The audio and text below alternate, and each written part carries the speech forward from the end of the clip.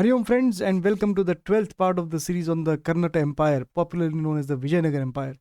So in this part we will look at the Muslim invasions of South India during Mubarak Khilji's rule.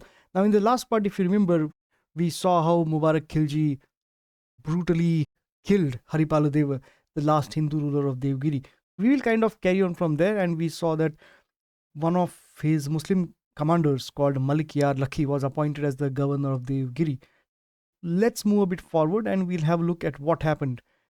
So the years 1317 to 1318 were kind of a seesaw of battles across the Deccan and Southern India. And you will see why, because the map is very quickly going to become cluttered.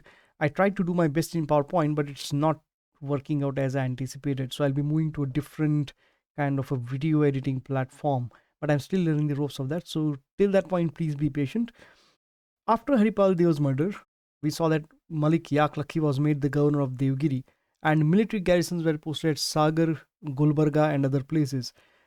Another garrison was sent to capture Dwarasamudram, which was the capital of the Hoysala kingdom of Karnataka.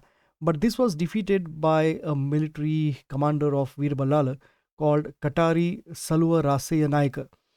And that garrison had to turn back. So let's have a look at that on the map. Okay, there we go. So that's kind of the movement of army, and that blast shows the battle.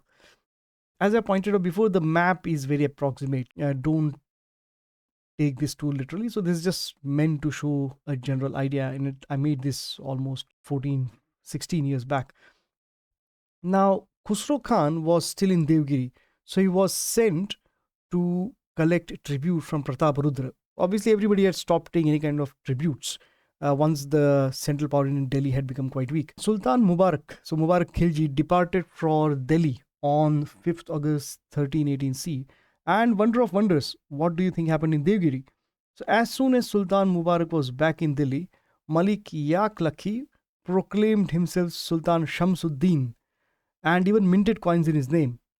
Now the Sultan promptly asked Khusrau Khan to retrace his steps and attack Devgiri. So there comes Khusrau Khan, he's back in action.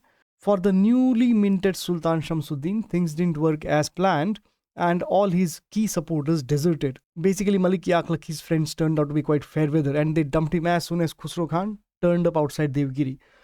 Khusrau promptly clapped him in chains and bundled him off to Delhi. So let's show that. There he goes, that yellow line. Now, Mubarak Khilji, as we have seen before, was a very interesting case. So what he did was he put all of Malik Yak Lakhi's supporters and followers to death. But he spared Malik Yak Lakhi. The punishment he gave him was to cut off his ears and nose, and he basically confiscated all of Malik Yak Lakhi's wealth. But he did another thing. He gave him back some of his estates and he stationed him somewhere in Uttar Pradesh, present Uttar Pradesh. So Malik Yak Lakhi was pardoned and he kind of got away with his life, and his followers were not so lucky. Now Khusrau Khan was further interested to attack the Pandya kingdom, which was in complete chaos. But before that, the Pandya kingdom itself was in chaos. So we saw quite some time back, during Malik Kafur's attack, the two Pandya brothers, Veera Pandya and Sundar Pandya, they were fighting with each other, and that fighting was still going on once the initial wave of Muslim invasions had receded. Veera Pandya was dethroned following an invasion from Kerala, which was the Chera kingdom. The king of Kerala was Ravivarman Kulashekara. But Ravivarman Kulashekara had to go back because there was some kind of trouble in his own kingdom. Now there was another attack on the unfortunate Pandyas by Prataparudra. So one of Prataparudra's generals, Prataparudra was very clever. He took advantage of the chaos in the Pandya kingdom, and in 1317 CE he sent his general Muppidi Nayaka to attack the Pandya kingdom, and Muppidi Nayaka conquered Kanchipuram as well. Khusrau Khan, in the meantime, now it's not very clear if he attacked in 1318 or 1317, after or before Prataparudra's invasion and the Chera invasion. So anyway, he came. He wasn't as successful as Malik Kafur because the people had become very wise, and as soon as they heard the news that the Muslim army was approaching, they would disappear into the forest and decamp with their wealth and valuables. But Khusrau managed to capture 100 elephants and city called Pattana. Now, Pattana means a port. So it was not clear what city this was or what port this was. But apparently, the governor of Pattana was a Muslim called Sirajuddin. Even though Sirajuddin was Khusrau Khan's co-religionist, that did not stop Khusrau from confiscating all his wealth and taking his daughter as his wife. Okay, so all this same religion nonsense kind of goes out of the window. Once the rain started, in Tamil Nadu especially, it's impossible for any military movement to occur. And fighting broke out in Khusrau Khan's camp as well.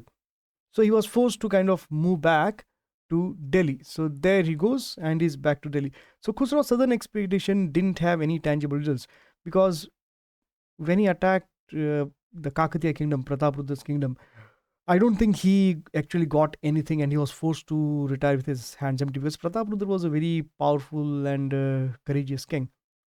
This is it for this time, and in the next time we will see, was Khusrau Khan a secret Hindu or was he somebody who had been forcibly converted to Islam, because remember he was captured as a young boy as a slave, and he reverted back to Hinduism. So Hinduism, not Hinduism, Hinduism. So was this true or was this something that was spread by, jealous chroniclers such as Barani, who was his contemporary, just to malign him in the eyes of Muslims and followers of Islam? So we'll find out in the next episode. Don't forget to share, like, and subscribe, and I will try and get the next episode out in the next couple of weeks. Hariom, and thank you for watching.